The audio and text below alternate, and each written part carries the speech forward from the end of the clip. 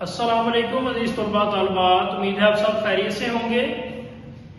شامل نصاب نظم ہم کے پہلے 4 بند ہم نے مکمل کر لیے تھے۔ آج اس کا آخری بند نمبر 5، اس کی تشریح ہم نے دیکھنی ہے۔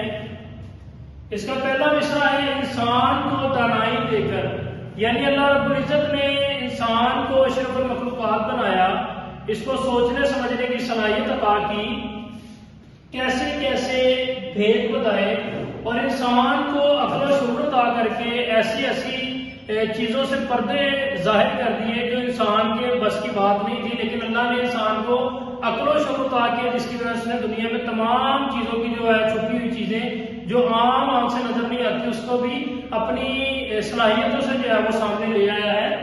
میرے خدا نے، سب کے خدا نے، تو یہ اللہ رب العزت کی ذات ہی ہے جو پوری کائنات کا نظام چلا رہی ہے۔ جو چیز ہمیں ظاہری آنکھ سے نظر آتی ہے، جو ہماری ظاہری آنکھ سے چھپی ہوئی ہے، انسان اپنی عقل کے ذریعے کیا کرتا ہے، اس کو تلاش کرنے کی کوشش کرتا ہے، اور یہ سب کچھ کروانے والی ذات کون سی ہے؟ اللہ رب العزت کی ذات ہی ہے۔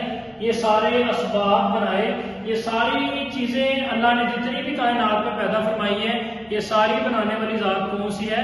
اللہ ہی کی ذات ہے۔ اگر اس کی تشریح کی بات کریں، تشریح لکھنے میں سب سے پہلے آپ نے نظم کا عنوان لکھنا ہے۔ ہم شاعر کا نام ماہر القادری، نظم کے آخری بند میں شاعر اللہ کی حمد و ثنا بیان کرتے ہوئے کیا کہتا ہے؟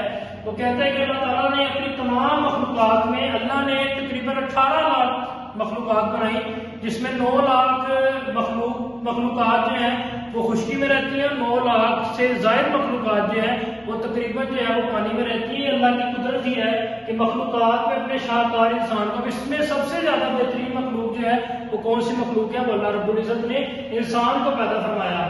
تو اس کو جہاں دنیا میں جہان کی بہت سی نعمتیں عطا فرمائی، وہاں سب سے بڑی نعمت انسان کے پاس کون سی ہے؟ وہ عقل و شعور ہے، دانائی ہے، سمجھ بوجھ ہے، جس کی بنیاد پر انسان اشرف المخلوقات جو ہے وہ کہلایا۔ جس انسان نے اللہ تعالیٰ کی اس عظیم کائنات کے راز اور بھید جاننے کی کوشش کر رہا ہے اور انسانیت کی ترقی کے لیے دن رات کوشش کر رہا ہے، یہ کس کی بدولت ہے؟ انسان کے پاس عقل ہی ہو۔ اگر عقل نہ ہو تو انسان کچھ بھی نہیں کر سکتا۔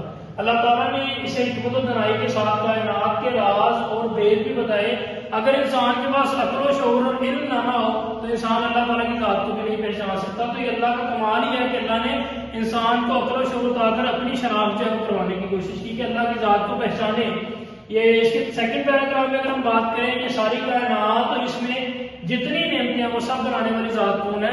اللہ رب العزت کی ہی پاک ذات ہے۔ وہ نعمتیں یہاں پہ میں نے لکھ دی ہیں جو اس نظم میں ہم نے پہلے پڑھی تھی، وہ کون سی ہیں؟ باغ ہے، رنگ برنگے پھول ہے، کوئل اور بلبل کے گیت ہیں، پھولوں پر شبنم اور کھیتوں کی ہریالی، دریا، درخت، انگور، اور حتیٰ کہ یہاں پہ جو آخری بند میں ہم نے پڑھی کہ انسان کو دانائی عطا کی، یہ سب نعمتیں اللہ تعالیٰ نے جو میرا اور آپ کا رب ہے اس نے پیدا فرمائی، اور جو تمام جہانوں کا پالنے والا ہے، اور بے شک تمام تعریفیں جو ہے وہ اسی کے لیے ہیں۔ ٹھیک ہے، یہ بند نمبر 5 جو ہے وہ کمپلیٹ ہو گیا۔ اس کو اپنے نوٹ بک پہ لکھ لینا ہے، اس کو یاد کر لینا ہے۔ اپنا خیال رکھیے گا، کل اگلے لیکچر میں ملاقات ہوگی۔ اللہ